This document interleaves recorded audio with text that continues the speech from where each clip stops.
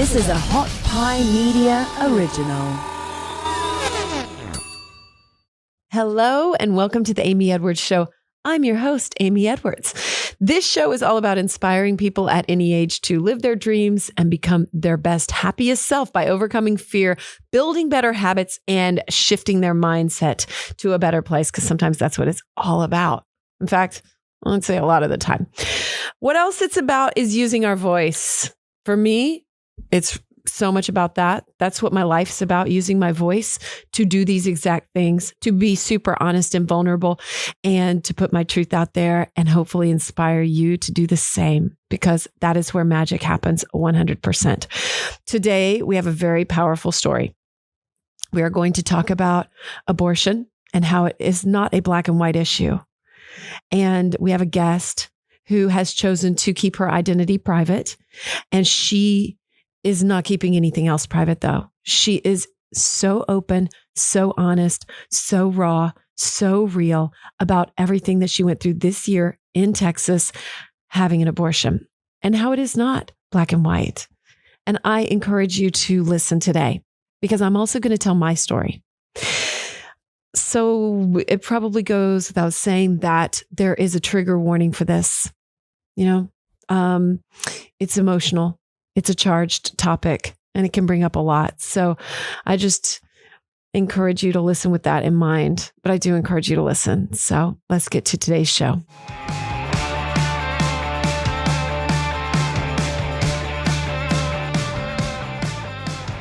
Guess what I'm doing right now?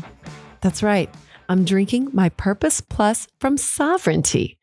I love this stuff. This comes from my heart. I'm telling you guys, they create game-changing supplements in a powder form that you mix with water and drink, and they get your brain up there in the best way. They make your to-do list easier, take your workouts to the next level. It's like a microdose without the microdose. It's incredible. I absolutely love them. Oh, and did I mention they have one for sleep too? Let me tell you. First off is Purpose Plus. That is my favorite. It helps you gain some motivation and focus. And I don't take it every single day, but I do take it several days a week, and I love it. I can tell the difference that it makes every single day. It's a blend of CBD and CBG, which is a mood-enhancing hemp-derived ingredient. It has 7 clinically studied ingredients that are Ayurvedic-inspired adaptogens that deliver results that you can feel practically right away. It empowers and supports your mind and body to feel better, be better, and achieve new levels of productivity, or just feel much better. That's right. If you don't do anything, you don't feel like jittery and like you have to do something. Isn't that beautiful? So damn cool. So I mentioned sleep, right? They also have one called Dream Plus, and it helps you with proper recovery. As we talk about today's episode, I'm a big sleep nerd. It's all about catching those good Z's, right? It relaxes and calms the mind, and it helps you fall asleep and stay asleep longer. It has 5 clinically studied ingredients, CBD and CBN, and adaptogens to heal your body from the day while you sleep. If you're not happy with your results, guess what? I think you know what I'm going to say. They offer a money-back guarantee on your first purchase within the first 30 days. So use code AMY. You'll get 20% off your purchase, and you can find out without any risk at all what I'm talking about. I absolutely love my Sovereignty supplements so much. Just simply go to sovereignty_US on Instagram if you want to, or sovereignty.co, sovereignty.co. Use code AMY, AMY, for 20% off your first order. That's sovereignty.co, or they've made it easier too, sov.live. All right, here we go. I've got my box of tissues handy, which I did not have during the interview portion today, and I could have used them. We both could have. It is emotional. In fact, just thinking about it, it's just, a topic that any woman that's been through a situation like abortion or as abortion, I guess I should say. It's emotional, really emotional. It's not easy. It's not easy. This myth, this bullshit myth that like it's easy and people just run, get one. That is so absurd. If you talk to anyone, that's never the case. Never. I'm going to go never. I'm going to really make that leap. So I am just so blown away by our guest today and using her voice to not only help inspire others and help people understand this hot issue. And I mean hot because it's so charged with opinions. And just she chose to speak up to help herself too, and to speak up about depression and the depression that surrounded her and this whole ordeal that she went through getting pregnant and having an abortion. So anyway, thank you to her for being so incredibly raw and honest and real and brave.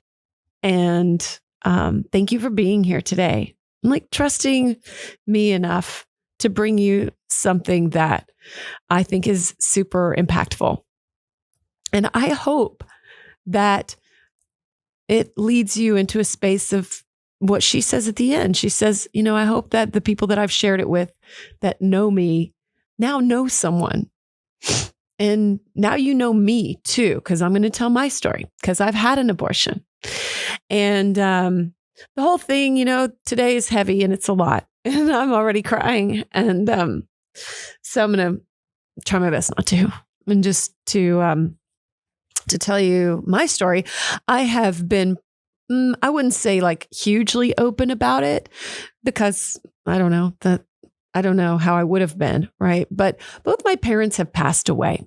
And so that makes a really big difference, I think, in how open that you find yourself able to be. Because I think that so much of abortion for me was about my parents, not even about me. It was about they were fairly conservative. They were older, you know, from the 50s, Sydney and Joe. And my daughter Sydney is named after my mom. And when I was growing up, they always said, "What you do reflects on us," you know. And my parents were great. Okay. I want to go ahead and preface it with that. They were great. But the sexuality aspect and this part of it was affected me. So they always said, but that kind of put a lot of pressure on me when they say, oh, it reflects on us. And we grew up in Colleen, about an hour away. It wasn't that big then, like 50,000 people. It wasn't tiny. You know, we had 2 5A high schools. But I was a little wild. I had sex at an early age. Like, I like to try to not be too honest about it, but I'll be honest. I was almost 15. We'll put it that way. And so I was worried about getting pregnant because I wasn't on the pill for a year or two. And I was always really fucking scared. And yet I wanted to be sexually active. I wanted to do what I wanted to do. But I was always really nervous. And I had, you know, boyfriends and stuff, and we were sexually active. And I made it through high school without getting pregnant. But I know plenty of friends who did. And they, you know, had to figure it out because they didn't want to have a baby right then. And if guys could get pregnant, this would be a whole different thing. Let's be real. So anyway, I get to college and I went to SMU, and then I moved to San Antonio and finished at Incarnate Word there. And I got pregnant with a child of someone that I had dated at SMU. So I was already down in San Antonio, and I freaked the fuck out. I was like, oh my God. I went to the doctor in Colleen and found out because I knew something was up. And I was like, fuck. And I remember what the doctor said to me. He was like, Amy, this is the second time you've been burned. And I was like, been burned? Is that really the way you're going to phrase this? You know, he didn't handle it right. And did he even handle it the best he knew how? Probably not. Because I'd gotten herpes before, like a year before, I guess. So for some fucking reason, I went to the same doctor. I guess I didn't have a lot of options right then. And anyway, so I was just like, fuck, what am I going to do? Because I knew during the time that I was in high school, I was like so fearful if I got pregnant that I just felt like I could not tell my parents. I absolutely could not. We did not have an open dialogue. And my dad was kind of scary. He was like 6'4" and intimidating as hell. And so I was just scared as shit. And I was like, there's just no way I could ever tell my parents. No way. I bet some people can identify with that. So even in college, I'm like 20 at this point, and I'm like, yeah, there's no fucking way I can ever tell my parents. And I'm like panicking. So he paid for it. He helped me, but I knew at the same time, I was like, I'm never, ever sleeping with him again. I like knew it straightened me up in a way where I was like, I really just need to like have sex with people like that I might be willing to have their child, I guess, which is fucked up, isn't it? Anyway, so it rattles you internally in all these different ways. I was young. And so I went and got an abortion. I had the actual procedure. So our guest today took a pill. And that sounds absolutely horrible too. Don't think that that's easy. If you're just hearing this, it is not easy. It is not popping a pill. It is not popping a pill at all. It is absolute total agony, bleeding, horrible pain. So, neither one of them is a great option. And yet that's what you have to go through. And if you make this decision, and it is not an easy decision to make, it was not easy for me. But at the same time, I just was so worried about my parents that was what I was going to do, period. And so I did. And it was 1993. I was in San Antonio, went to Planned Parenthood. He drove me, and it was an awful procedure, absolutely horrible. You just steel yourself up and push through because there's no good way around it, right? And I was bleeding. They put you in a recovery room with a lot of other people in it, and you're laying on a little bed and in pain, cramps, all that, and then go home and recover. You have to take care of yourself. I don't know how far along I was, to be perfectly honest. I didn't want to know. The doctor seemed unhappy. He didn't seem happy to be doing this at all.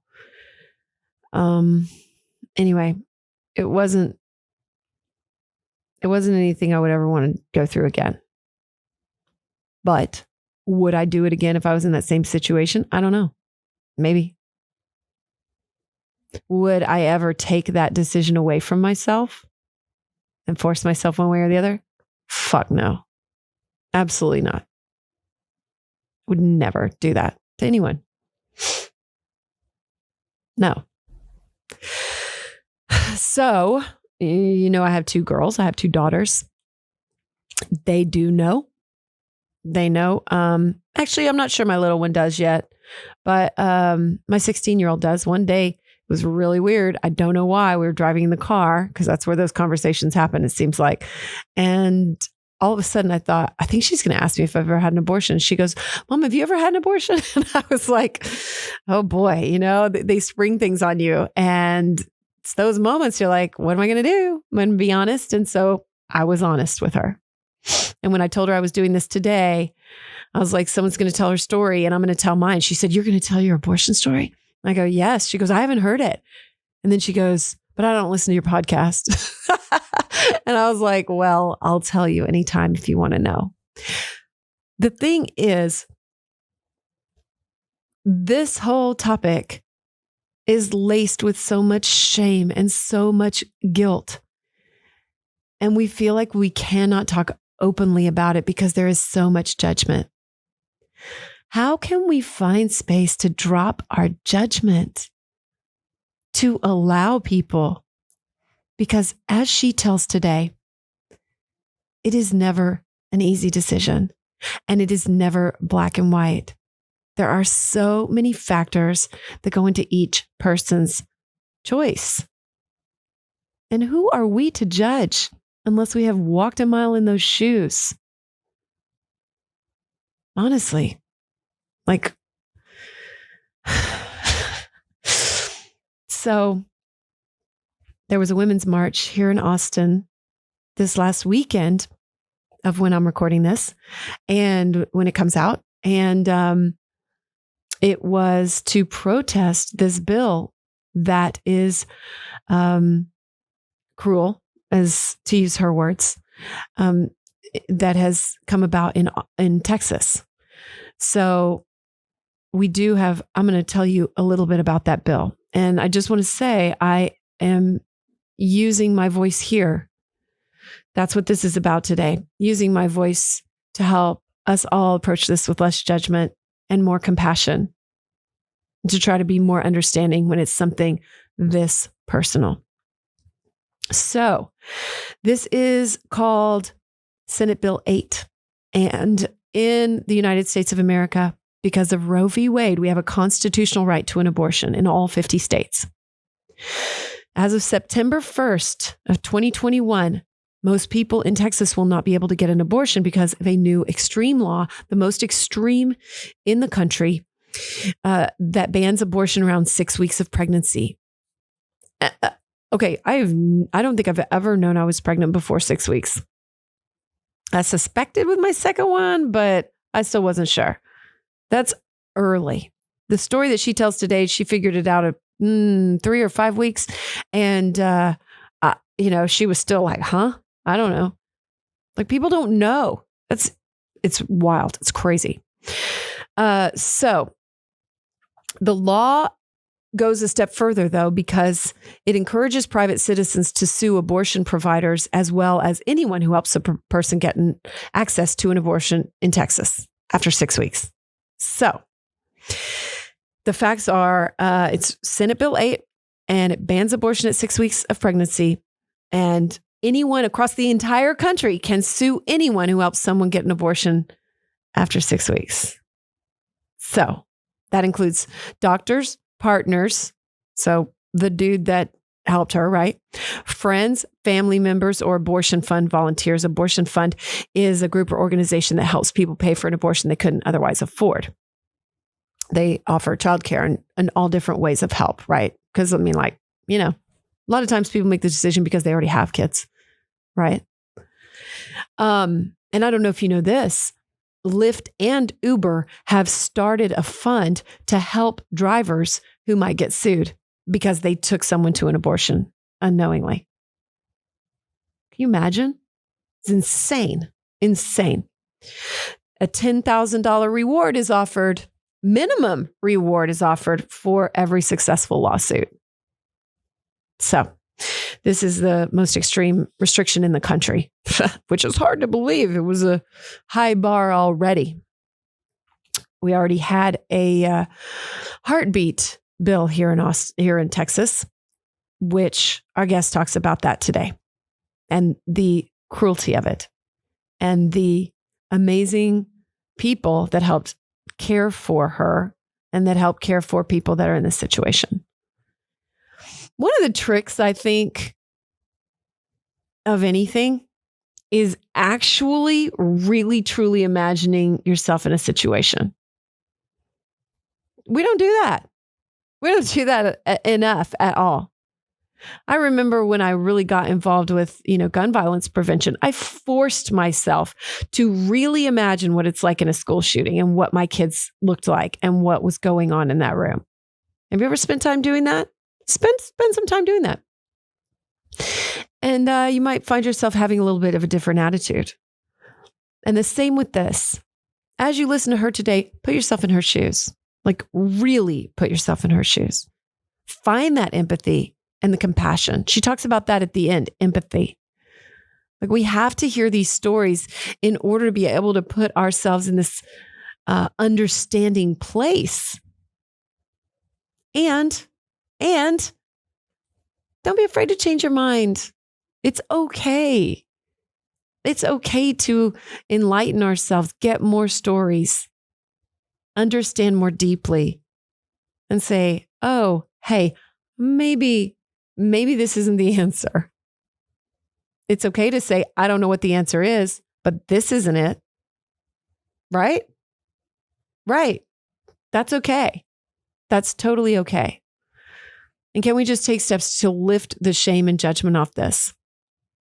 I mean, I should be like a poster child for this stuff because now I'm just willing to be so open about it. I don't give a fuck if people want to judge me. I don't. Yes, that's what I did. And you know what? I just keep my heart open enough to come from a place of understanding that I don't know what you've gone through. You may have made some hard decisions, and you know what? I'm not going to judge you for those because I don't know what you went through. Just like you're going to hear her story. You're going to hear what she went through. So, oh, gosh. This used to be my voting absolute, single issue voters, they call it. This used to be mine, was like, where do they stand on abortion? We got to keep that shit pro-choice. Because I know back then how I felt. I felt like I would have done anything to get an abortion if I needed one, to avoid whatever shame was going to befall my parents or whatever pressure that they'd put on me. To hear myself say it is like pretty heartbreaking now. It happened on April 15th. I think about it every April 15th. I would probably have like a 27-year-old child now. Wild. And you know what? It makes me sad every April 15th. It's like a little stab in the heart when you go, yep, I had to make a hard decision. I did what I had to do for my life or my health or my mental state or whatever it is, So I'm here today to just lift my voice and raise awareness for this. Also, before we get to the interview, I just want to also say that you can go to a website at abortionfinder.org or call 1-800-230-PLAN if you need help and if you need assistance. There still are people that will help. If you want to make a difference in this law, you can go to Planned Parenthood. You can text SB8 to 22422. So you can make a gift to Planned Parenthood, or you can simply text that, and if you've never done that, texted about a bill, they walk you right through everything. It's really helpful. So, anyway, and of course, Lyft and Uber taking donations too, I think, to start those funds to help people too, which is really cool. I think Bumble also started one to help people. So kudos to those businesses. I got a little choked up right then, just that we even have to do that, Anyway, we're just heaping it on people. So let's get to the conversation today. Big thanks to her. She reached out to me this weekend with the march, and she said, I have a story to tell. And also I went to the march and I'd love to give my take on it on the radio because I still work at Austin 360 Radio. And as she told me this, and she sent me the screenshots of her story and told me about her story, and I know what a wonderful soul she is. I've known her for a few years. I said, this is bigger than that. And would you like to come on my show and tell your story? And she said, yes, but I think just right now for me, it's important for me to just remain a voice and speak out. And so I was like, anything you need, because this is a step in the right direction, right? One thing she says is small steps, great strides. Could not have said that better. So, and on that note, I have some thoughts around it. So, please stick around for the end. I do have an affirmation to share and a little bit of a wrap up. So, thank you so much to her again. She's a badass babe. And I'm just so moved and honored to get to share this story. Thank you for coming today. Thank you for having Was it me. a bit of a push for you when I was like, come in and tell me this story? It was a little scary. It was. Yeah, I'm still kind of struggling myself with acknowledging that this is my truth now as well. So it's a scary thing to talk about, emotions, and It is, but that's where the growth happens. Absolutely. I mean, we just totally said the same thing. But yeah, that's what I've noticed in my own life. Yeah, it's I think it's very powerful to be able to say your own truth, and as difficult as it is, and as much as I would love to be fully public and put my name on everything that I say, there are certain fears that I have that, I can only be as brave as I can be in this moment. And I do want to share my story. I think it's helpful for people to know that there are a lot of things going on behind somebody's decision, and it's difficult to not jump to conclusions, but it's incredibly important to not jump to conclusions and to try to. And they just love to make a big lump judgment, and those are so dangerous because it's never, ever, ever like that for anything. And I think the older I get, the more I realize that. And sometimes, I don't know. Actually, people get stuck in their ways and determined. So it's really important that we tell these stories. So thank you for being brave. And of course, you can only be as brave as you are in this moment because, you have a family and friends and people who want to push their judgments on you. Yeah. Yep. Unfortunately. Do you come from a conservative family? I was raised Irish Catholic. So kind of. Yeah. Sex was something we just never talked about at all in my household. I remember having to go to my mom because I had heard what sex was from my classmates. And I was like, hey, is this a true thing? Because it sounds and weird. What'd she say? Well, my mom's a nurse, right? So she went very anatomical on me. she was like, I'm going to stick to the facts here. Yep. I got the scientific names for everything. And well, that's good. My parents left a couple of books on a very low shelf. And that was it. Really, that was it. And then I learned everything from my friends at school. And I was like, okay. Yeah. And I think growing up, it's difficult when I grew up in the 90s. And I think late 90s, early 2000s with girl power and all of these, I think that's kind of when women started becoming hypersexualized in advertisements and things. So my mom was conservative in that way. She didn't want me to get caught up in that sexualization as a young child. So, but her solution was like, you're only allowed to wear sweatshirts. You can't wear V-necks or anything like that.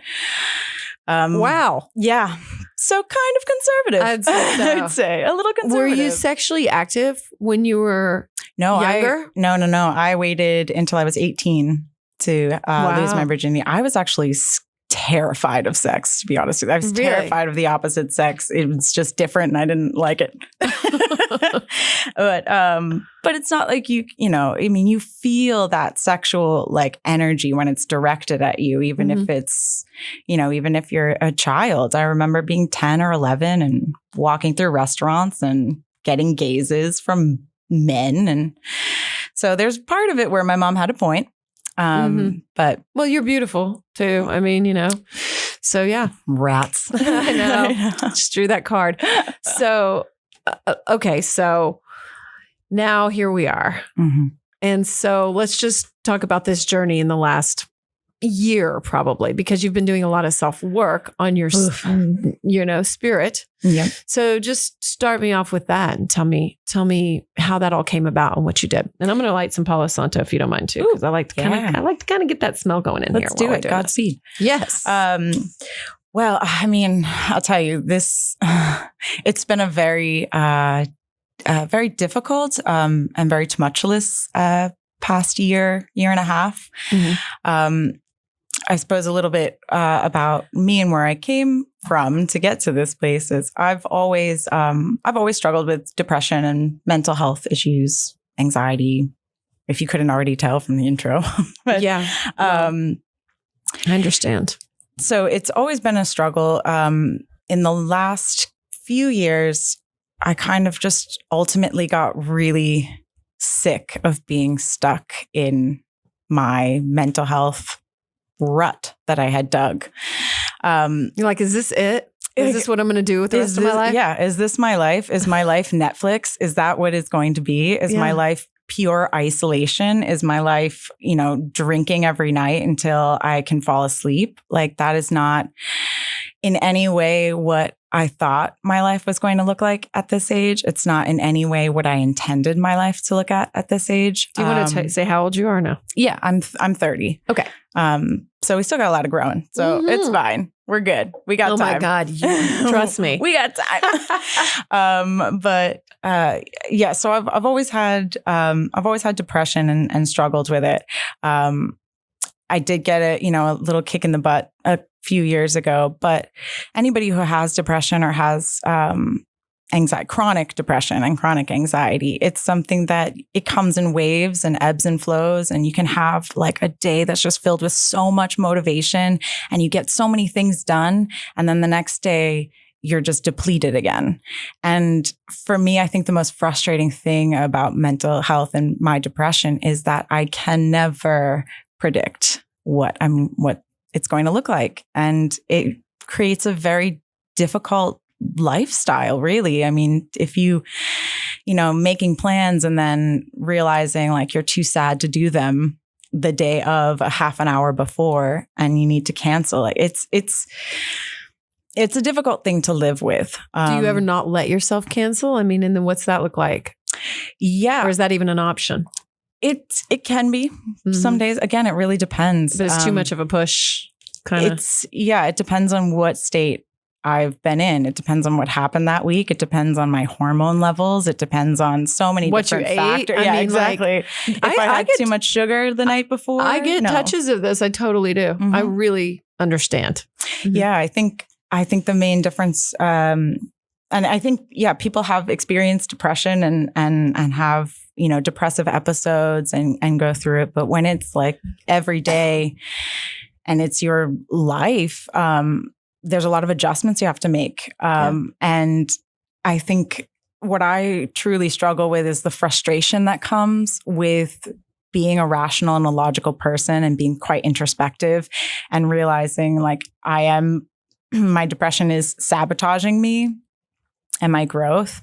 But it just becomes very frustrating because I want all of these things. I know what I need to do. I know exercise is a thing. I know all of these, not to isolate. I know what to do to stop feeling as depressed. It doesn't matter sometimes. Yeah, it doesn't matter. You can know everything and it doesn't matter. Exactly. When you're sitting in a catatonic depressive state and you're like thinking of all the things you could be doing because you know that they're good for you, guess what that does? It creates a guilt cycle that puts you deeper into a depression. So it's, it's frustrating because I consider myself a very resilient and a very strong person. I think a lot of people, if they meet me, wouldn't know that I have depression or anxiety or that it's at the level of severity that it is. Yeah. And I think a lot of people can probably relate to that. Oh, for sure. I mean, I think it's like a third of Americans struggle with depression or mental. And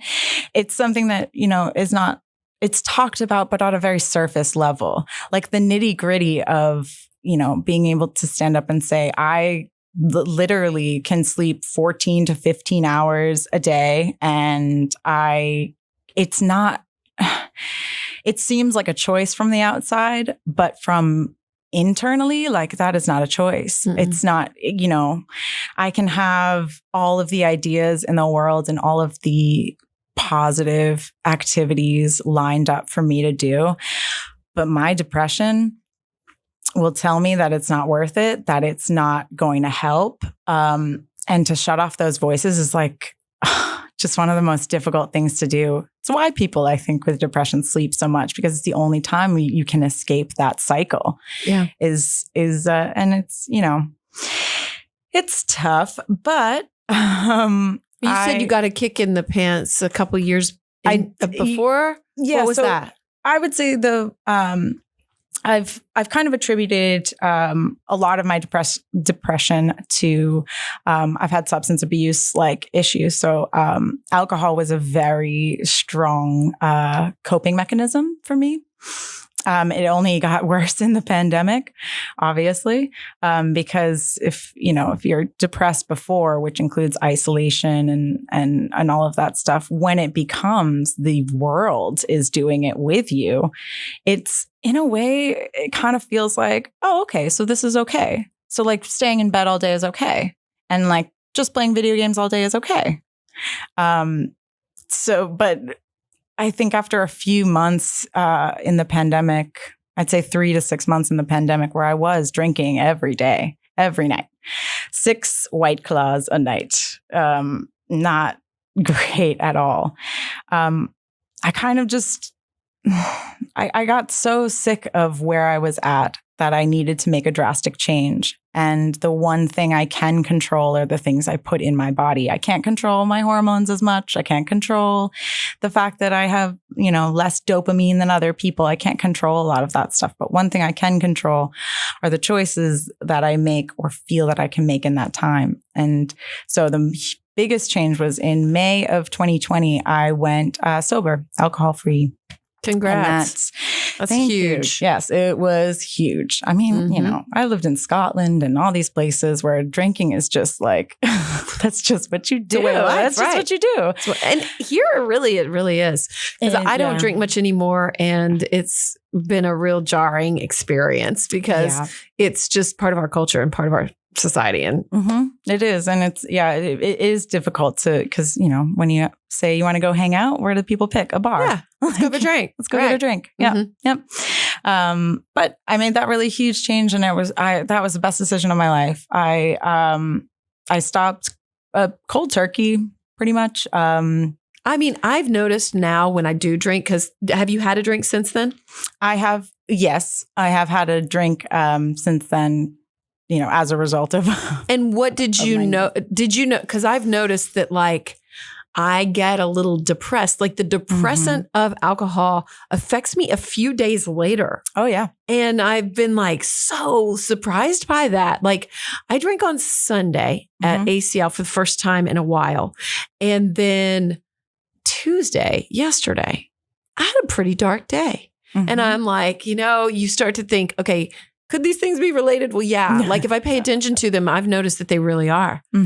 Yeah. And I mean, everybody's body is different. Everyone's built differently. Yes. There are people that can drink and be totally fine. I certainly am not one of those people. I'm not either. So I did notice pretty immediately a shift. I was able to start thinking clearly. Another fun fact about depression is it causes a lot of confusion. Your brain, I think, is working overtime to try to make up for the serotonin and dopamine or whatever chemical is missing. And as such, it's incredibly difficult to focus, to keep attention, and to have a logical thought process.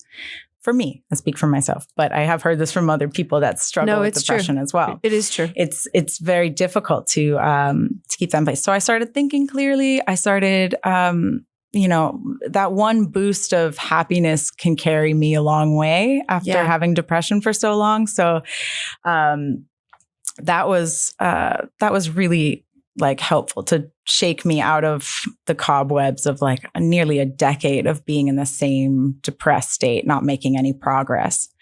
So drinking was the first thing I changed. And I think if anybody has ever quit drinking before or anything that they were dependent on as a coping mechanism, the emotional turmoil that comes with that abstinence is intense. It's, extreme highs and lows. I mean, if you've repressed your emotions with alcohol for a decade, guess what? That stuff doesn't go away. It just hangs out in the back of your mind until you have a weak moment and it all comes flooding through.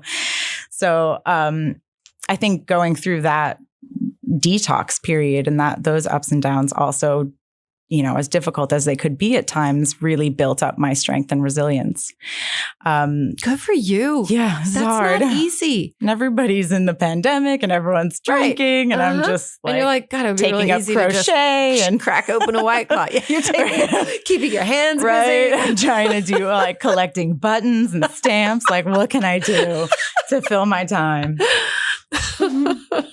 But but that was my first jump start. And then in October of that year, October 2020, I was invited down to Mexico with a good friend of mine, where I stayed for about a month and some change. Cool.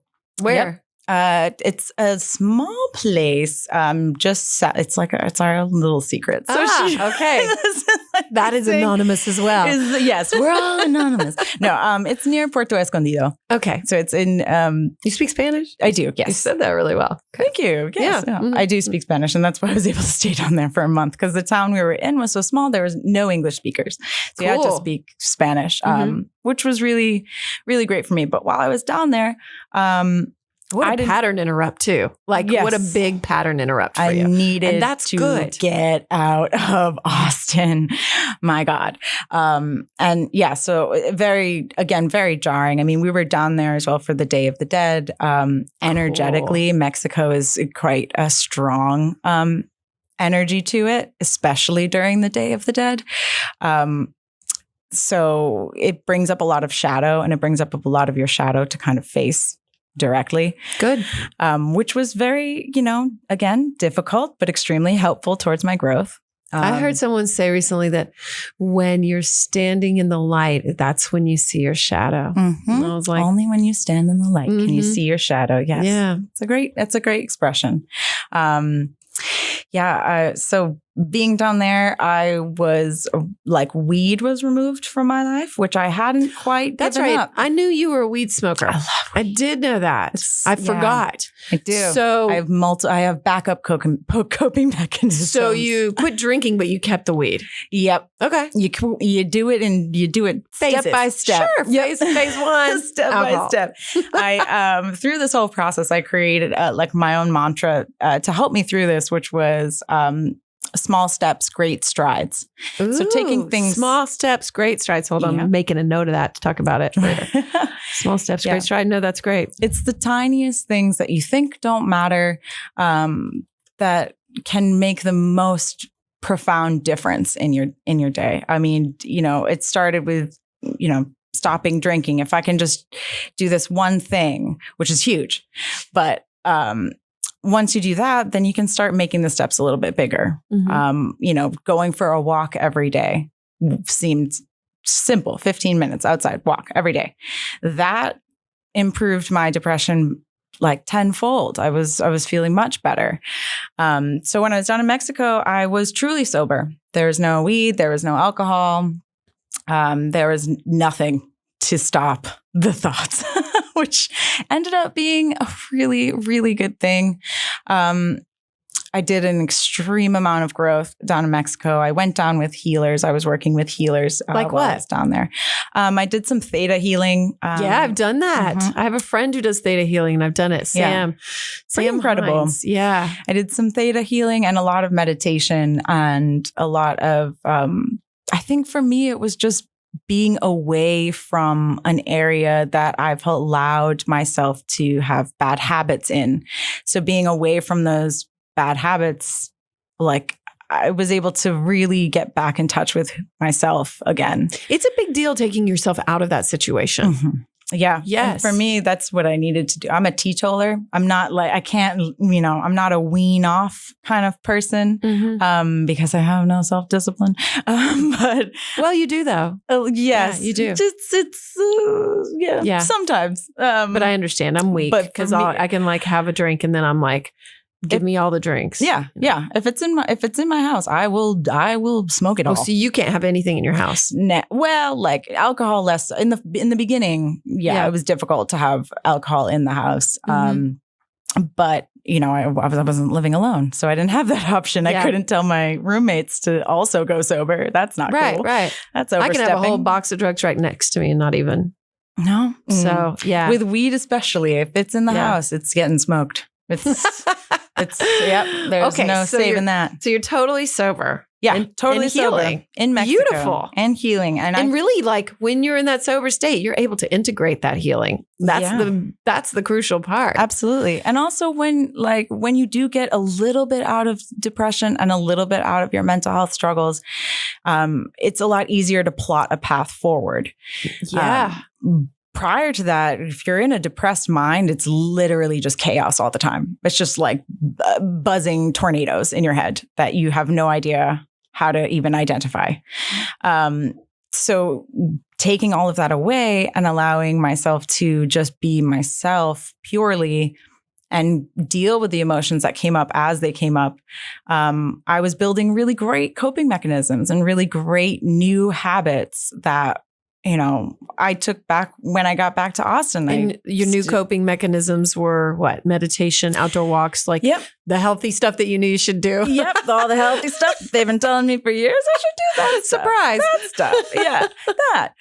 Yes. Meditations. I started doing hypnotherapy meditations. So like hypno meditations by a woman on YouTube. And it's been extraordinarily helpful. Cool. That's great. That's like a different separate level of meditation. And that's been really helpful. It really is. I've done a little of that too. So how much of your depression do you think a lot of it was related to the using, or what was it underneath that you were healing? Well, what were you coping with? Everyone's got their traumas, and so do I. But for me, honestly, like it's riddled throughout both sides of my family. So I would have been lucky. Like ancestral trauma, kind of? No, depression and mental health. So I would have been lucky if I was born without depression. I think the alcohol and the weed absolutely were catalysts to depressive episodes. Yeah, they were, aggravating it, probably. Yes, they were aggregators. They were extremely extreme aggregators. But when you're coming from a place that you haven't been able to build coping mechanisms, if you started coping with drugs and alcohol when you were, say, 18, it's difficult to shift that off, to go to a more healthy, coping mechanism. It doesn't feel as good, to be honest. No, it's not near as much fun. It's not near as much fun. I still have issues with it. Yeah. And it takes concerted effort. And that's something that people with depression, I'll speak for myself. Excuse me. I don't want to offend anybody. You know what? Let's just make a general disclaimer. Yeah, yes, you're speaking for yourself. I will add that in the intro as well. Right. You are speaking for you. And thank you. Yes. I appreciate that. Yes, because I don't want to offend anybody or speak for anybody. Absolutely not. But yeah, so my depression, having like needing to have a concerted effort to do things is very difficult to obtain and to regulate and to keep for extended periods of time. That effort goes away very quickly when you have depression. You have any little tricks? I've used the 5 senses trick. I don't think that's what it's called, but it's a therapeutic trick. If you're feeling in a very depressive low, something to take your mind out of that cycle. I list 1 thing I can smell, 2 things I can hear, 3 things I can see, 4 things I can taste or like something. Or feel. Yes, taste or feel. So I do every sense, and I list, things that I can see out loud. And what does that speak it out loud? And then what? What does that do? I haven't heard this. It takes me out of that cycle, that bad. It's a pattern interrupt. Cycles. Yes. It interrupts the pattern so that you focus on something that's definitely not going to make you feel anything. Because what are you doing? You're just listing things you see in your room. So it's a way to remove emotion and to stop that cycle for me. Again. And change a rumination and a brain pattern, probably. Yep. Interesting. And jumping up and down 10 times. Really? Yep. That's my mom's advice, actually. Very simple. I like it. Yeah. Sometimes I just try to stay focused on, okay, tomorrow morning, if I don't do this, drink, whatever it is, eat the giant meal, whatever it is I want to do, or don't go for the walk, If I do the smarter things, do the healthier things. Tomorrow morning, I will feel good. Mm-hmm. I will. I'll be really proud of myself. I'll be there. Like, can I make it to tomorrow morning? And then when I do, I try to remember, okay, make a mental note that you did that. Yeah. It's almost, there's also the Pomodoro method, which is really good. The focus on something for 25 minutes, and then make sure you reward yourself. That's right. So that's the Pomodoro technique. I believe that's called. Pomodoro. Yep. Pomodoro technique. Yeah. Pomodoro. It's like based on tomatoes or something. Yeah. Just like, wow. Yeah. So, that was also, a helpful thing as well. I think breaking things down into much easier bite-sized pieces. Like, instead of saying, I'm not going to drink today, or let me give a better example. Instead of saying like, I want to exercise for an hour today. If you're not way too overwhelming, First of all, I want to put my shoes on. How about that? A whole hour? I know. Let me just get my workout clothes on. So the trick is get in the car. Yeah. So the trick was to break it down into tiny little things. Okay. Today you might not be able to work out for an hour, but can you get your shoes on? Right. Can you? And it's, it sounds silly, but again, it's small steps, great strides. You build up that confidence, slowly but surely. And that's how you maintain longevity. It's like dieting in a way, it is. Doing these crash diets and changing up like not eating carbs, like taking an entire food group out of your diet, like is intense and it's insane and it's not going to last. It's just not scientifically, it's just not going to work. But if you do it tiny bits and just slowly alter your relationship with food or your relationship with your depression or your mental health, it changes your perspective over time. Yeah. And allows you to kind of take it more head on. Yeah. I mean, that being said, there's always going to be ups and downs in life. Things are going to crash straight into your face. And that's where you also need to have those good coping mechanisms to back yourself up, because otherwise it's just so easy to slip back into old patterns. It is. Okay. So let's get back to Mexico. Mm-hmm. You're healing. Yes, I'm healing. I'm healed. I've been healed. Check it off your list. I checked it off the list. Yes. For a month there, I was I was feeling amazing. I was writing again. I'm a writer. Yes, you are. That's right. Yeah, I haven't written in God, I'd say years. Like sitting down with the intention of writing. This is a long time. I was reading again, flying through books, rediscovering things that I liked. When you're really in the thick of depression, like, and somebody asks you, I remember somebody asked me this, name like 5 things that I like to do. I couldn't even come up with one. Like, wow, really? That's what depression does to you. You are devoid of every happy emotion. Like, you can't feel joy at all. Like, it's not even elusive. It's just like never existed. Wow. It's insane. It's really, I was going to say, it's annoying. It's annoying. And I think that's where a lot of the frustration comes from for me, because I feel like I have to work so hard just to reach a content level. Like, just to reach a base level of I'm content. I'm not thrilled. I'm not joyed. I'm just content. I'm okay. Mm-hmm. It takes so much effort and so much thought for me to be able to get to that state that after so long, you're just like, well, what's the point? If you can only get to contentedness and you can't really ever get to happy or joy or anything like that. Again, this is what your mind is telling you. No, I can understand. You would go, what's the point? Like, what's the point? Like, cool, I'll put in like 10 times the effort just to get to a okay level. Mm-hmm. But it's important. You have to, No, it sounds really frustrating. It is important and have to do it, but it does make it, difficult to be in, parties or groups or group sessions where you just look around and people are like joyful and laughing, and it almost feels like you're having to fake it all the time. And that has its own repercussions on your identity and who you are and how you express yourself. So it's, I think one thing, like, people have felt depression, absolutely. But when it is like a chronic state of being, it really changes you as a person fundamentally. I was, as a kid, I was so like excited and joyful and so happy, and I can still feel that kind of in the background, but it's like a memory of what that felt like. It's like it's like a shadow of that feeling. Like, so it's. When was the last time you felt that? Oh God. I would say at my cousin's wedding.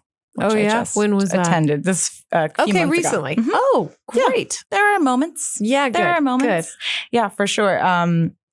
But yeah, it's always what I strive for, to be able to remember and feel those things again. Yeah. And it does happen. It's not, it's not as bad. Right. But it's just the effort it takes to get there, I think, is what people don't, misunderstand a lot of the time.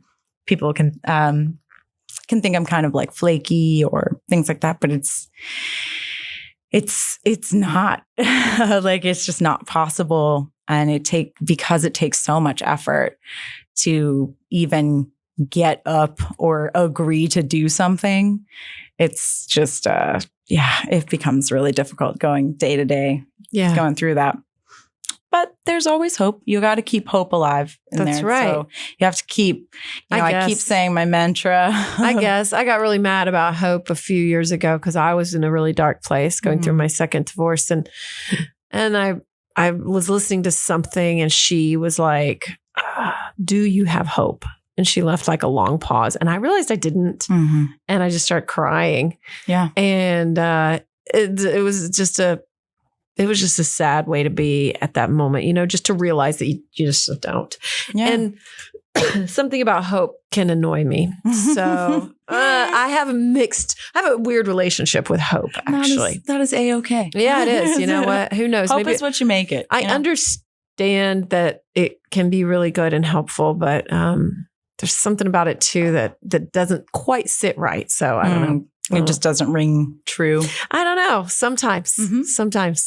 Yeah. Well, I'd say coming from a state of depression, it is an elusive beast. Yeah. But, if you lose it, like, your life is on the line. Like, you got to keep it. You're right. Your life is on the line. And that's the main fundamental difference, I think, is, most people have never had like suicidal thoughts or had any inklings towards that kind of, and that shit is fucking terrifying when it happens. It's terrifying because logically, rationally, that's not right. It's not what you're feeling, but it's what your brain chemistry tells you.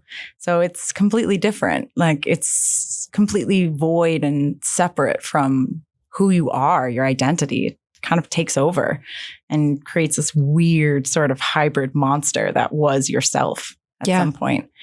But yeah, very important to keep it, as this conversation is really going to give a lot of hope. In today's episode, we talk a lot about depression. Sometimes we don't feel like we have anywhere we can turn. I know, I've felt that way too. So if you have felt that way, there is somewhere to turn. And today I'm going to tell you about BetterHelp. BetterHelp is not a crisis line, but professional therapy done securely online. You can start communicating with someone in less than 48 hours.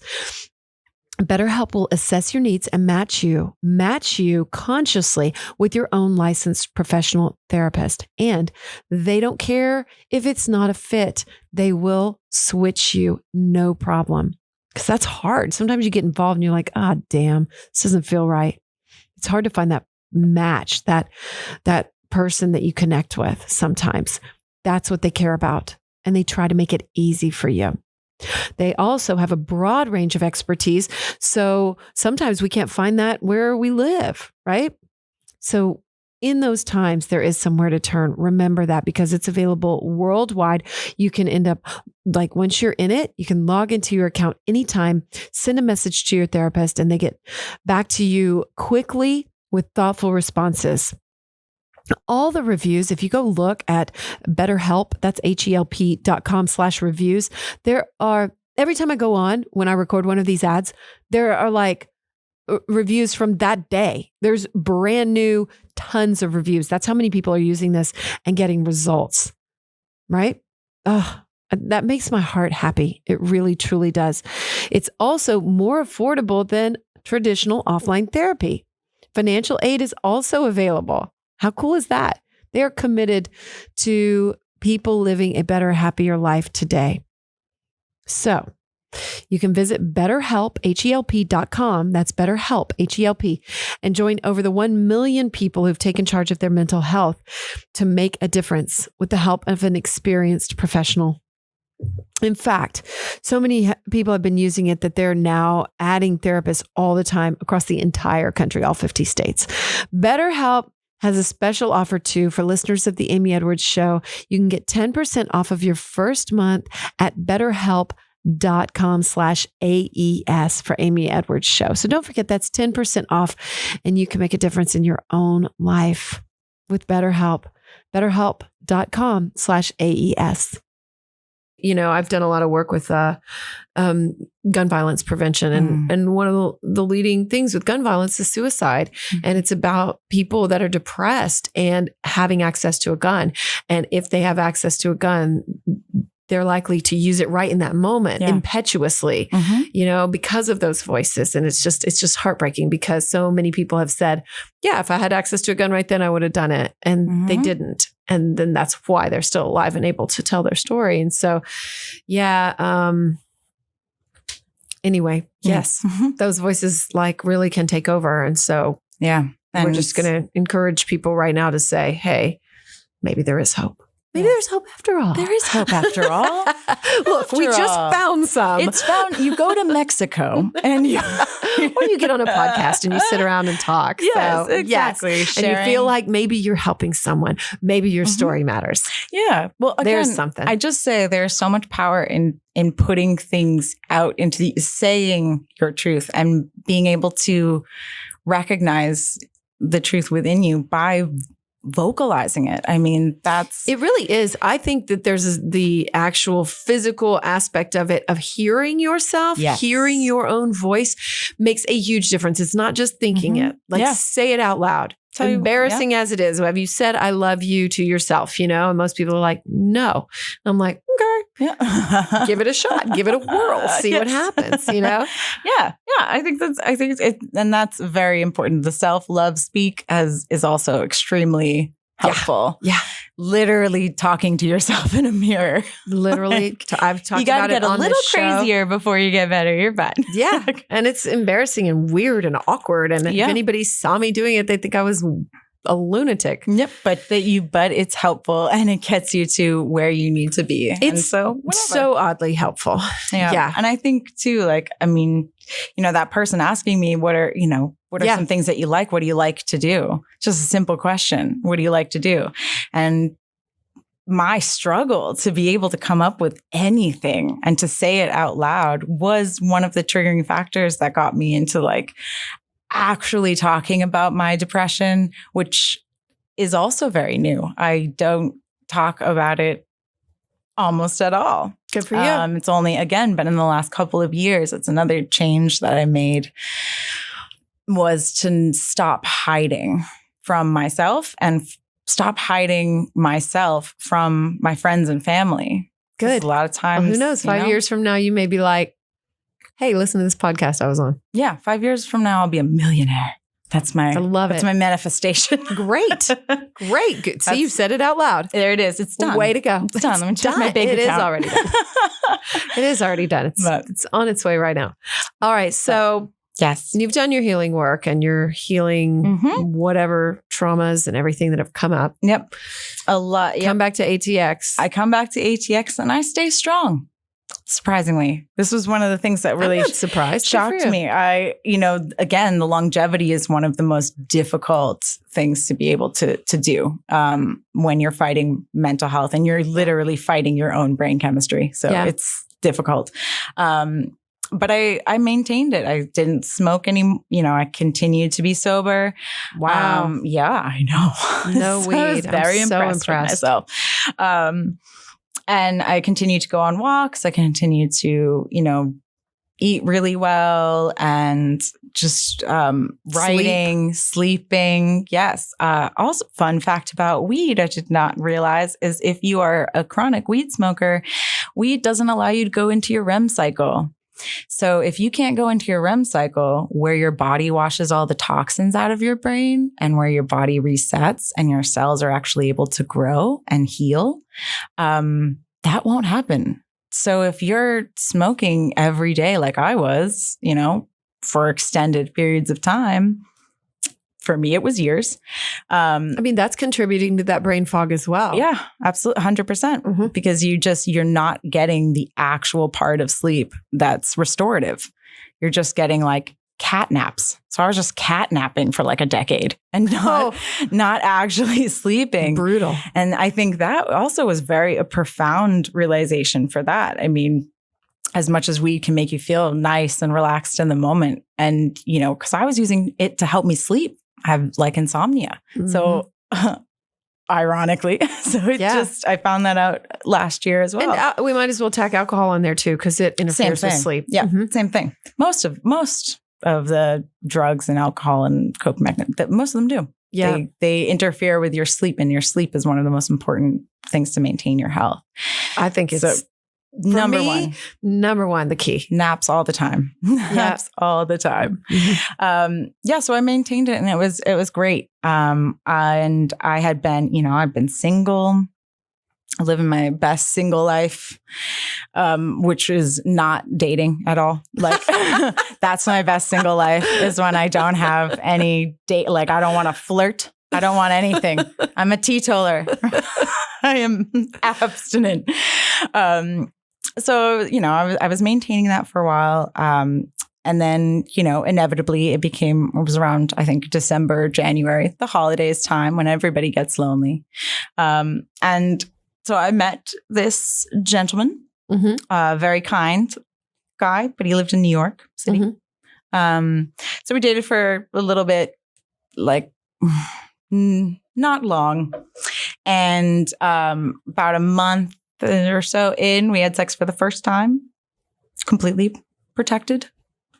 And unfortunately, I got pregnant from that, which was in and of itself kind of a scientific miracle, because saying it must have been. Had used, I had used a spermicide, and I had done everything by the book. I was tracking. You used spermicide. What else did you do? I was tracking my ovulation. I've been tracking my ovulation, and my ability to conceive was at, I think, 1%. Whoa. 1% chance of getting pregnant. Wow.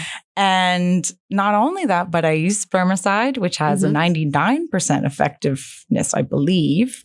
And I also took the day after pill. Whoa. Just to be safe. Oh my God. And yet, wow. So I became pregnant. You must have been shocked. I was shell shocked. Yeah. I've never been pregnant before. Never had a scare, nothing. I've kind of always, as a young kid, I've never wanted kids. It's just not for me. I'm just not that, I've never wanted it. And I've always kind of maintained, when it comes to parenting and choosing to be a mother, for me, if I don't want it like 150%, then I shouldn't do it for me. Like it's such a commitment, and I already have commitment issues. So it's like, it doesn't get any more committed than right. that. Yeah. That shit's with you for life. Yep. Like for life, your whole life. Yeah. And, it's never been for me, and that's all right. Zero judgment here. It's been my choice. I still can't even believe I did it. Yeah. I'm still kind of like, really? I did that? Yeah. I think, part of me is curious, but I don't think it's right to bring a child into the world based on curiosity alone. I feel like I do everything based on curiosity. At a certain point. I think I did. I was like, well, this is a life experience I'm curious about, so I think I'll do it. I was like, I better do it quick because I got to TikTok. I got to rip the Band-Aid on that. So anyway, I did. Yeah, look, no judgment for anybody. Choose whatever you want to choose. That is the whole point of this entire conversation, isn't it? Yes. Okay. Indeed. So, yes. So I found out I was pregnant. How'd you find out? Were you just like, I didn't start my period or what? So I found out because my boobs were so sore and you just felt off. I felt off. I'm quite in tune with my body. You seem like you are. So I was pretty aware that something wasn't quite right about 3 weeks after. So I was like, there was just I couldn't put my finger on it. There was just something though. Because you'd never felt it before. Exactly. Yeah. That I was just like, I don't know, I feel kind of weird. So I hope it's not a pregnancy. And lo and behold, that's what it was. So it was, some physical symptoms, but I think the more overarching thing that I felt was I was feeling depressed again for the first time in a few weeks. Or since coming back from Mexico, I was feeling, and there are layers of depression, right? So feeling depressed can be many different things. Sure. When I say that, I'm talking about level 10 catatonic depressed. You felt feelings. Yes, with no cause. Nothing was going on in my life that was that no specific moment would cause me to feel upset or, this level of depressed, which is I've only been at a couple of times in my life in my journey with depression. Whoa. So it was big. Yeah. Massive. And it was that plus the boobs. And I was like, uh-oh. Yeah. something's wrong. Because you've already got decent sized boobs. I know, right? Yeah. I was like, it just was so painful. I don't know how women do that, honestly. It's awful. It sucks. Your body goes through so much. Those women that are like, I love it. I'm like, wow. Yeah. In what world? That wasn't me. That wasn't me at all. In what world? Yeah. And everybody has to, reacts differently. Of course. Well. Everyone's got their own body. But so I found out, so I took the test and I found out, I believe it was early February, that I was pregnant. And I was very lucky. That was the one and only time I had sex with that man, by the way. Wild. And so I had to contact him, and I didn't have to. I chose to contact him to let him know that we were pregnant. And, for me, it was important for me to speak with the person who, impregnated me, that it's a dual decision, in my opinion, for me. I wanted it to be discussed with because, he already had a child. And sure. Oh, he did. Okay. Yeah. So I know he wanted kids, but I obviously didn't want kids. So ultimately, it's my decision, but I thought it was important to discuss it with him. Plus, I was flat broke and needed help. I had been unemployed through the pandemic. So at that time, February, at that time I think I had like $35 in my bank account and no income other than like scrambling to pet sit for people or house sit just to try to make cash on the side. Wow. Yeah, it was it was a really tough time. No, that's so stressful. It was really, a really tough time. So I found out that I was pregnant and I told him, and he was extremely supportive. I mean, I'm telling you, I was very lucky in having this happen with that partner. Cool. Because any other partner prior to that would have been a totally different story and would have been a lot more difficult. Yeah. But this guy made it incredibly easy. He was supportive. He sent me to get a massage to relax. He was very sweet about it. And he also offered to, whatever I wanted to do, he would support. And I think I've always been pro-choice. So when I found out I was pregnant, my knee-jerk reaction is for me to have an abortion. Mm-hmm. But when it actually happens to you, it was very unexpected to have a resistance to that choice, to getting an abortion. I did not expect that from myself, to be reluctant, to be reconsidering. My entire life, I've said I've not wanted kids. And in this moment with a guy I don't know really, or don't have an established relationship with no money in the bank. With no money in the bank, in a pandemic. Right. There were so many factors that were, for getting an abortion. Like, that would be the easiest thing for me.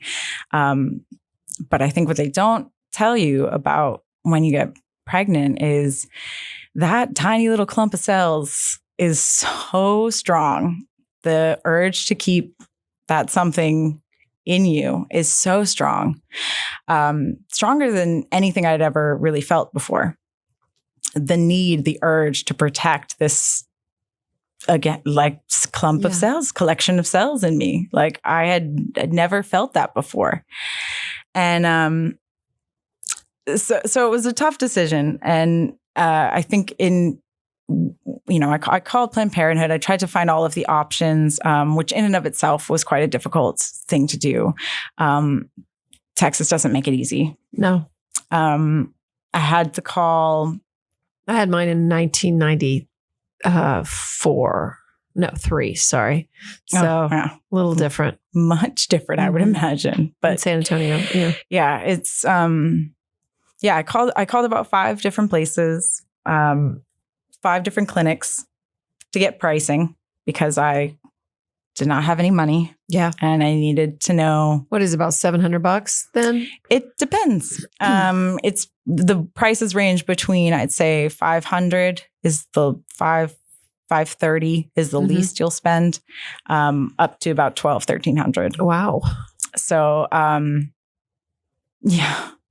which I did not have at the time. And, again, I wasn't in a relationship with this person. He still lived in New York City.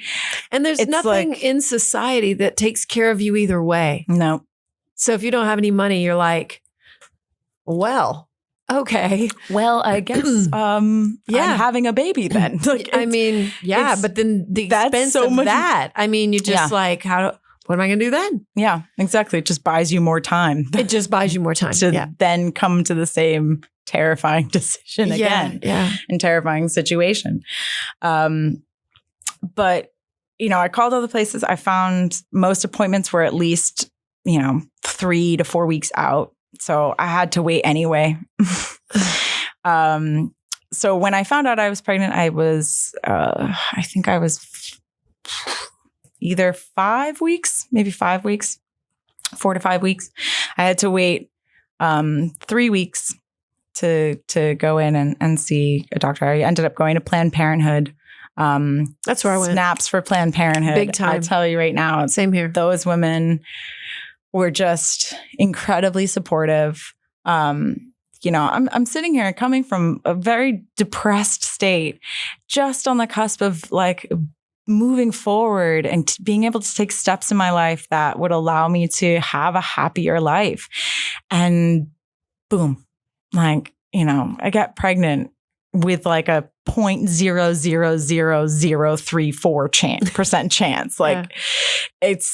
It was insane. It was insane. And in Texas, if you want to have an abortion, you are required to listen to the heartbeat, and you are required to, you have to wait, I believe, until 8 weeks to get the pill.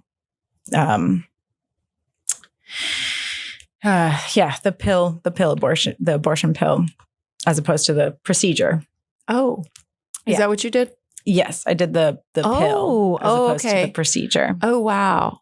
I didn't even know really anything about that. Yes. So it's 2 phases. I believe I think it's 13 weeks. Okay. Is the cutoff for the abortion pill. After you can't take the abortion pill, you have to have the procedure. But the procedure is twice as much. It's twice as expensive. Oh, wow, yeah. So, I mean, no, take the pill. I had the procedure, which I'm going to talk about in the intro, and it's harrowing. Yeah. Oh, it was not easy. I can't even imagine. No, I can't even imagine. So, I'm going to these appointments and I'm talking to Planned Parenthood and I'm trying to figure out how I'm going to pay for this.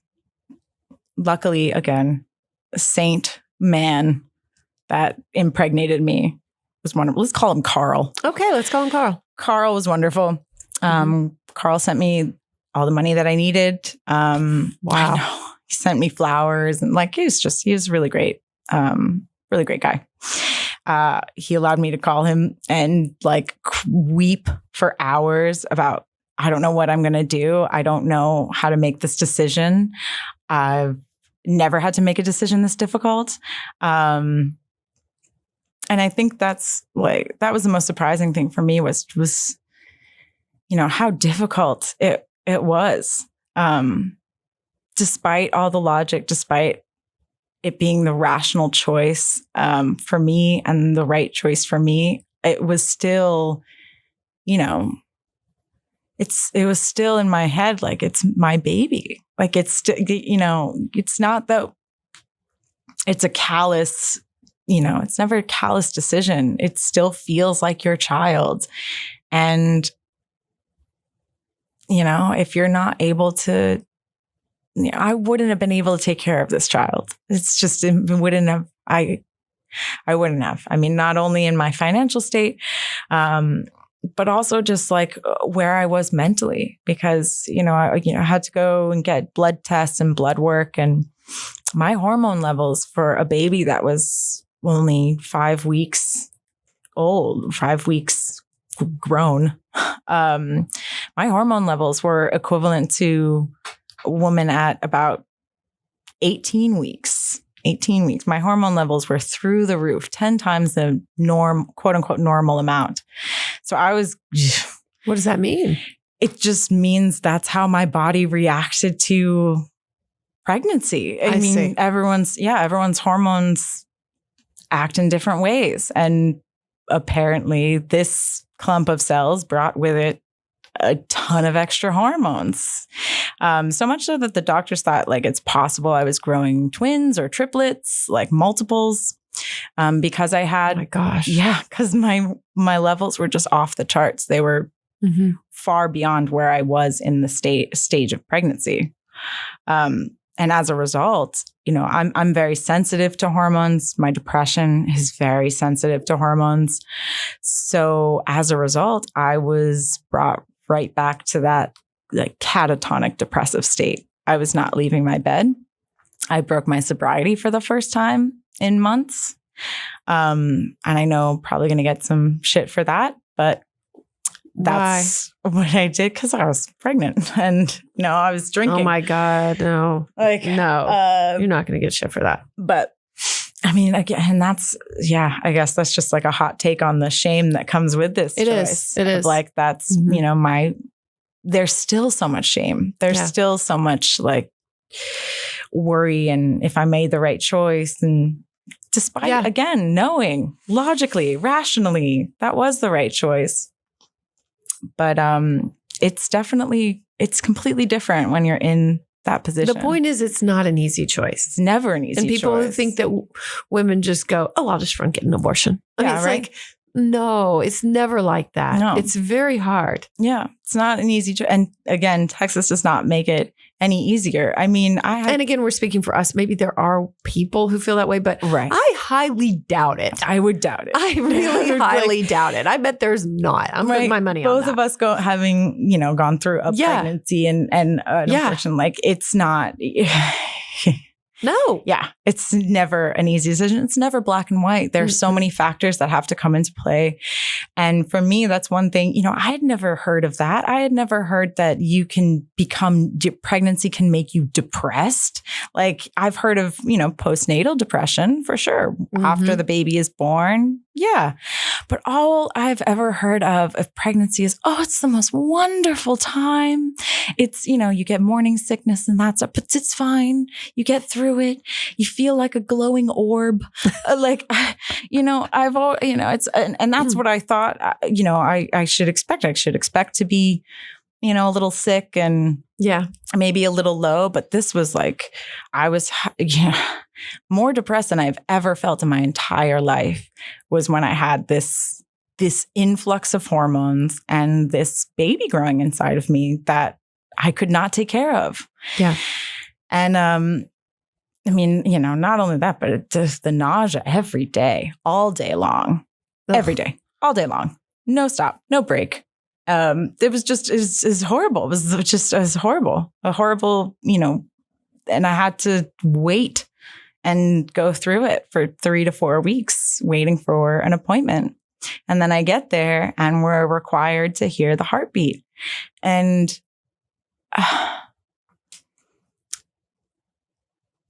I want to take like this opportunity to just say to the people that were at Planned Parenthood were so wonderful.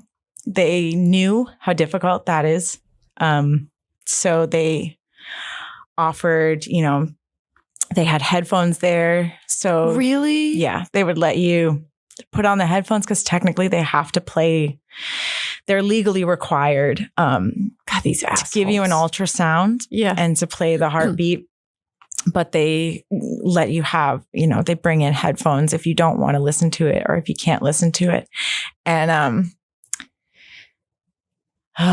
sorry. No, don't apologize. It was just, it was really, so incredibly difficult to like have to hear that there is, a baby in there. And that doesn't change my decision. Having to do that, like, only makes the decision harder to make. It doesn't change the circumstances around the choice. So that's why those laws are just so cruel. They're just cruel. Because it's not, again, women aren't going in there like, great, I can have unprotected sex. And this is a quick and easy solution. Like, that's not in any way what it's like, really. But yeah, so it was difficult to get through it, but I really, I owe the women at Planned Parenthood a lot, because they held my hand and they let me cry through while they were giving me the directions for the pill, which in and of itself is extremely traumatic. I bet it hurts really bad. Oh my God. The worst pain I've ever felt cramping, in my entire life. Just horrible cramping. They tell you that it's going to be a little worse than period cramping. No. It's like 80 times worse. No, that's not. I almost passed out from the pain. Oh my God. Yeah, it's bad. No, if they offer you the good pain pills, take them. Yeah. Take them. I did not. I just took the 500 milligram of ibuprofen that they offered, but I really wish I had gotten something. How long did that last? Oh, it was a solid 6 to 8 hours of cramping and pain. Yeah. Wow. And it gets, obviously it gets worse, but it's essentially like a pill that turns your body inside out. So it's horrible. Horrible. And then experience. You bleed a lot, I suppose. Yeah. You take the pill and you're filling up super pads every 2 hours, soaking through. Like, it's a lot of blood loss and it's a lot of pain. Good God. And it's just traumatic. Yeah. It's traumatic. Like, you can't, I couldn't walk. I thank God for my roommate. She was amazing. She took care of me. She half carried me to the bathroom. Like Wow. when I needed to go, like she was bringing in tea and she's just hot water bottles and heating pads. And, it was just, and again, like the whole time thinking like still questioning if you make the right decision. Because the day that I went in to actually like get the pill and have to do the ultrasound and have to do all of that, I still hadn't really, finalized my decision on the emotional level.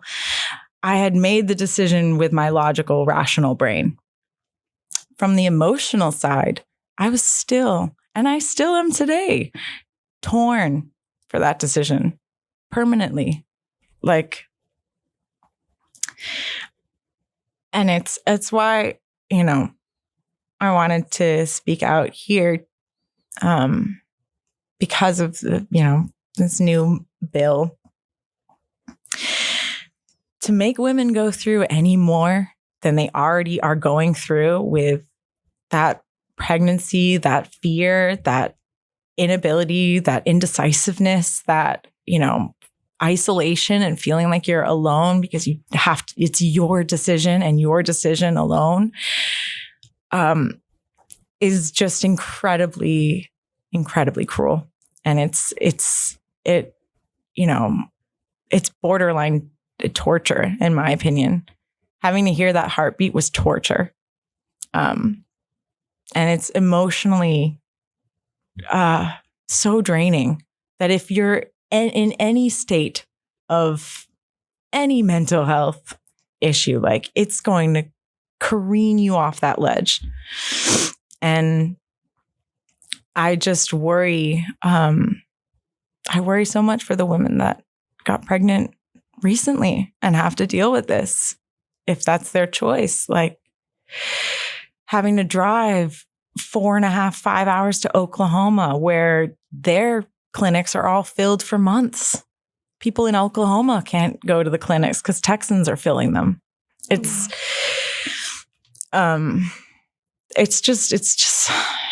just unnecessary, and it's cruel, and it's presumptive. And do you ever wonder what you would have done if it had happened right now rather than then? I do think that, I mean, I don't want to raise it to the label of like PTSD, but I definitely have trauma from that decision. When I, it's been, what month are we in? October. It's been, almost 5-6 months since I made that decision. And still today, like if I feel a little bit low or my mood gets really low and I can't quite pinpoint it, I think I'm pregnant again. Right. I race to the pharmacy and I go get pregnancy tests, and I have all that fear comes back. That's a PTSD. Yeah. I mean, I would think. I just say that it's not a diagnostic. So I know, but I respect the labeling and stuff, but it's definitely trauma, and it's definitely still there. Because, all of the healing that I had done up until that point was erased. Like it's gone. Poof. And I mean, being left in that state again after only being able to experience, 4 months of feeling quote unquote normal, or just better, happy again, got better. It was all taken away again. And, not only did I then have to deal with the pain and heartbreak that came with that decision, and the trauma that came with that decision, and the trauma of having to go through that process that Texas makes you go through. It's hard to come back from that. I mean, I'm still struggling with it. And like, if you're already in a precarious place, it takes a long time to get back. And again, small steps, great strides. Yeah.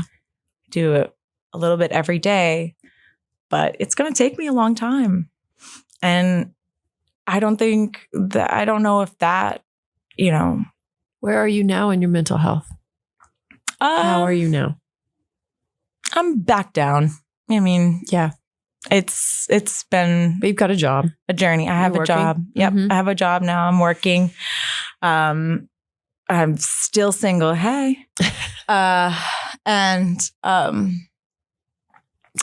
Yeah, I've done some growth, but let me tell you, when it sets you back and you have, that momentum. I mean, in depression, momentum is everything. Because it takes so much effort to get the motivation to do the thing that causes the momentum. So you have to maintain that or you'll go way back down.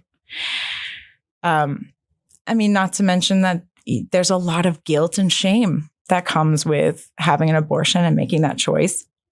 And a guilt cycle is the surefire way to aggravate my depression anyway. For sure. So feeling that, that guilt, not only, for the decision, but I broke my sobriety and I was having suicidal thoughts and almost every day. And it was just traumatic and is traumatic. And as much as, I loved that little tiny entity that was growing inside of me. I would have died if I had kept that baby, not because, of the baby, but because of where I was, my mental state and my, having suicidal thoughts every day in week 6, having to go for, possibly 40 weeks. There's no doubt in my mind I would not have made it. I was not made it. I could barely make it the 3 weeks I had to wait for the appointment. And again, I consider myself a very strong and resilient person. And that acknowledging that difficulty was really eye-opening because you should be proud of yourself for acknowledging it. You really should. Yeah. And you should be proud of yourself for talking with me today and being outspoken as you were on social media. Yeah. There's so much power in that. And, you're transforming this into something that can help other people and hopefully be a small step that makes a great stride toward changing this. Yeah. Yeah. I mean, this is the first time, I've made that, post just to my Instagram story to my all of 200 followers. But it was the first time it looks like every single one of them watched it. Yeah.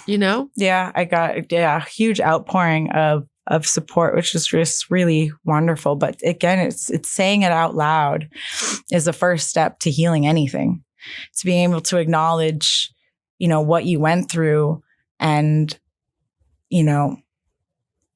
I have a difficult time telling myself that it's okay.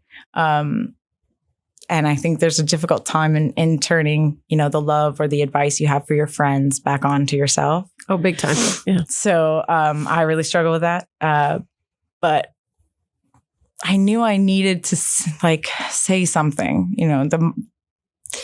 I did it for the march on Capitol Hill before I went. And I just looked around at all of these. I think there were 35,000 people there at the march. And I looked around at all of these women and men that were, being allies and were so strong and standing in their truth and being supportive that, I think a lot of times people can misjudge or not understand people's, making this decision. So I shared it on my story. So now that everyone who's seen it now knows somebody who made this decision and now knows why.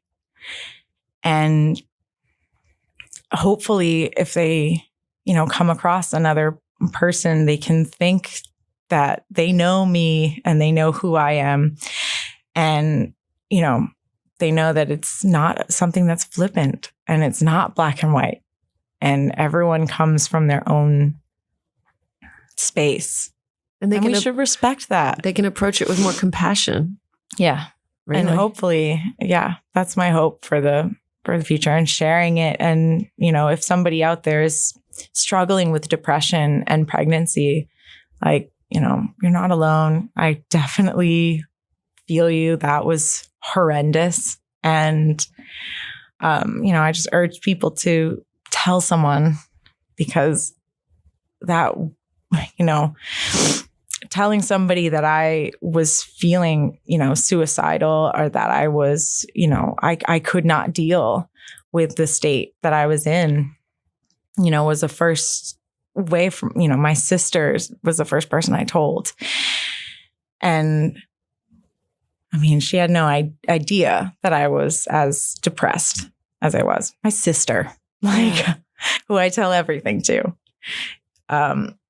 And I needed to say it out loud, to hear myself say it, to see her reaction and her look of like terror. She's so scared for me. And that's what spurred me to change. I mean, you can say it all day in your head. And the thing about depression is it'll easily brush it aside, because it's got a sabotaging nature. Yeah. So I just hope that, someone can hear this and feel some comfort.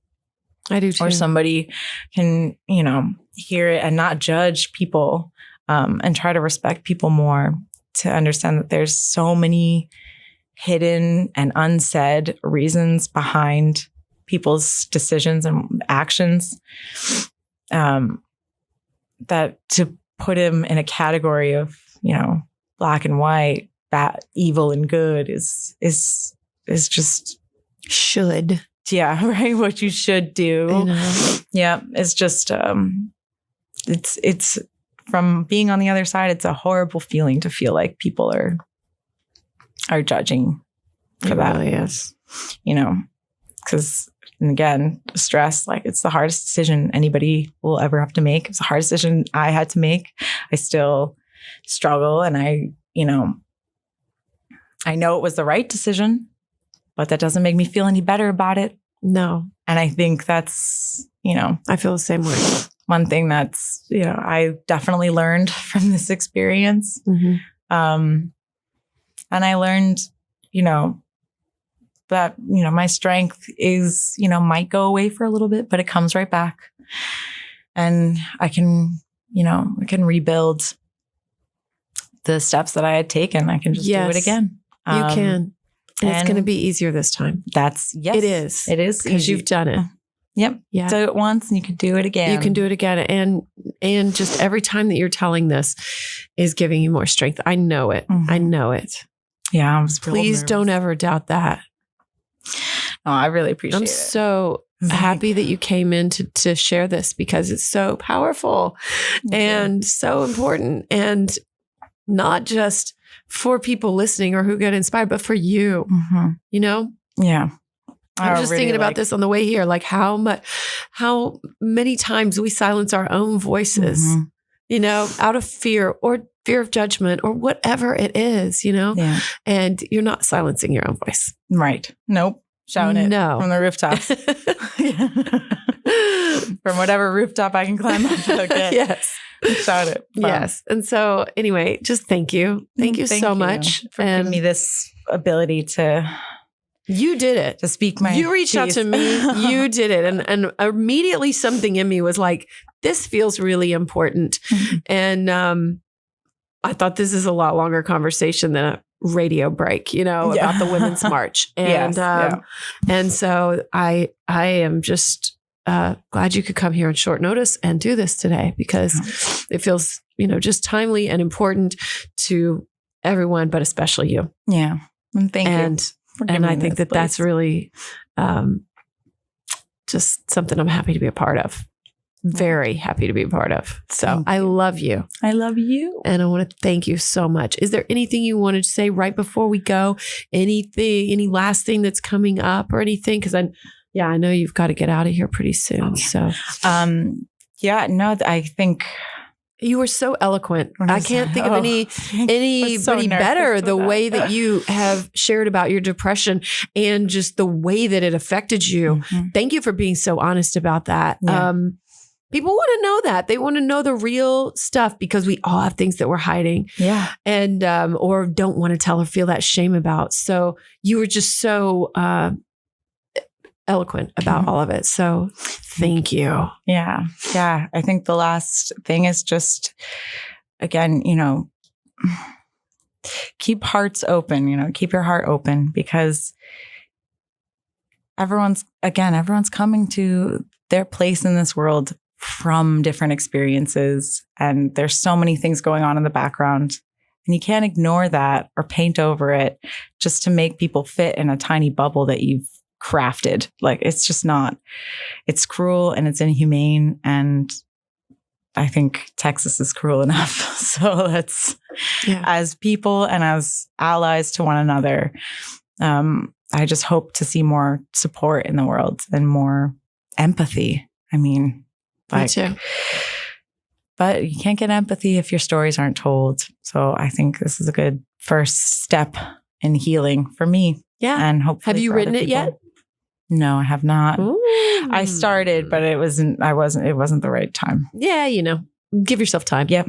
Gotta get to a plateau first and then take the steps up. Well, I hope this was a good step in that direction. I really do. 100%. Good. Yes. Good. So beautiful. And I hope this inspires other people to tell their story. So I know it will. Yeah. Well, I'm really helpful. Thank you. Thank you. I love you. I love you. Thank you so much to her. And thank you to you for being here. And thank you to me for telling my story and using my voice. And I hope it all just inspired you to use yours and just perhaps put you in a place of compassion and empathy deeper, maybe than you already had before. It did me. It really did me. I needed to know what that was like because, just hearing like, oh, you take a pill, that is so misleading because that's not what it is at all. It's really hard. So just something to remember. We can get, our attention spans can shrink down and we can get those little sound bites like, oh, they just take a pill, make it so easy. It's not at all. So I hope that this does my part in making change to something that I strongly believe in. And I just want to say for a second too on that, sometimes we get very cynical or just apathetic about making change. I know that I had to take a break from my work in gun violence prevention because it's so hard, especially in Texas. And we would go testify and speak about bills. And they would agree with us. They would hear stories of people whose children had died. And yet they would still vote the way they wanted to vote. That was really hard. And that takes a toll on you after a while. But one thing they always said is it's a marathon, not a sprint. And that is so true. It is a marathon, not a sprint. If we're going to make change, it's about speaking out. It's about one step at a time, small steps and great strides. So I took a break from that because just my mental health and my soul needed it. But I knew there were other people picking up the slack. And while I was doing that, I didn't focus on this issue that is so important to me as a woman, as a human. And now I am just really grateful to be able to speak today and share all of this because I want to be part of that marathon, or relay, a marathon relay. We're passing the baton around, right? So anyway, please do keep in mind that it is a marathon, not a sprint. And I was already thinking about this on the way here today and just about how powerful our stories are. Your story has power. Her story has power, obviously. Mine, everybody's. It's unique and it's impactful and it's inspiring. So remember that. And also remember, like our affirmation today, small steps, great strides. Nothing happens overnight. All of life is a marathon, not a sprint. So focus on just getting a little bit of the way today, right? Because if you just get that little 1%, that 0.01, that little 1% better, more compassionate, whatever it is, by the end of a year, in 1 year, you're 37 times more compassionate, better, more understanding, whatever it is. That's really, really cool. I'm starting to share these affirmations that I'm doing at the end on my Instagram. Find me there at Real Amy Edwards. I would love to connect with you. And don't forget to rate, review, subscribe, all the things to this show. Follow, share it with a friend. It is so appreciated. And if you could hit that 5 stars and write a review, especially if this impacted you today, please do. It makes a big difference in building these things up and getting just really awesome guests who share their story and all their wisdom. I want to just say one more thank you to our guest today. She was incredible and an amazing guest and shared so beautifully. So thank you so much to her. If you want to reach out to me, please do. amy@amyedwards.com. I would absolutely love to hear from you with thoughts or comments or even your own story. If you have your own story to share, I want to know. What else do I need to share with you before we go? I think that's pretty much it. Hot Pie Media here. Thank you, Colton. Thank you to our team here. I'm so grateful to be here. And they have a whole host of amazing shows, including Overcome with Justin Wren, which I am a producer on. And he is sharing incredible stories of people who have overcome, like our guest today. She definitely qualifies. So find me on Instagram, Real Amy Edwards. Find me on TikTok. I'm at The Magic Babe. And thank you so much for being here. New episodes come out every single Thursday, so please subscribe. And until next time, I am just wishing you compassion, peace, love, unconditional love, health, wealth, joy, all the good things, even when they feel like they're far away or non-existent. They're there, and I wish them all to you. So here's to more of that in the world. Sending you so much love. Till next time. Thank you so much for listening. If you liked this show, please rate and review. It totally matters. And I encourage you to spread the love too and share this episode with a friend if you feel called.